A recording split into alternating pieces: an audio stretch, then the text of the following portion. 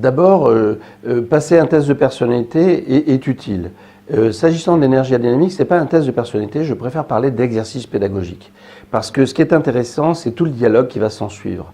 Et puis mettre des gens dans des cases, c'est toujours dangereux, les personnes n'apprécient pas forcément, la personnalité est en constante évolution. Donc le but du jeu, ce n'est pas de mettre des gens dans les cases, mais plutôt de voir effectivement dans quelle dynamique ils s'inscrivent et d'instaurer un dialogue avec la personne. Et c'est ce dialogue qui a des vertus pédagogiques, d'où exercices pédagogiques, qui sont proposés en ligne.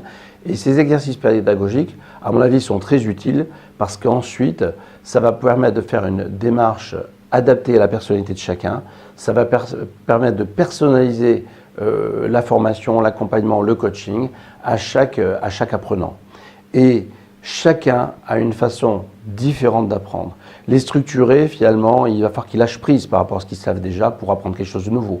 Les flexibles, s'ils ne se structurent pas, ils auront du mal à intégrer quelque chose de nouveau. Les créatifs devront redescendre sur terre, être plus pragmatiques. Les pragmatiques, développer leur hauteur de vue, etc. Donc on voit bien que l'effort d'apprentissage pour chacun va être différent en fonction de ses personnalités, de ses qualités de base. Et nous, en coaching, formateurs, nous essayons de rendre évidemment les personnes meilleures. Et pour cela, on va emprunter leur chemin de développement en prenant appui sur leurs qualités naturelles et en développant leurs qualités complémentaires, car tout est en nous. On a toutes les potentialités, comme on a une main droite, une main gauche.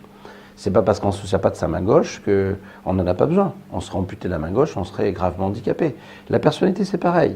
Les gens logiques ont besoin de développer leur affectivité, et réciproquement.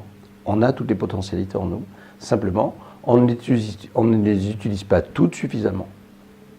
Et nous cherchons à trouver un équilibre de la personne et qu'elle développe justement ses qualités complémentaires à ses qualités principales.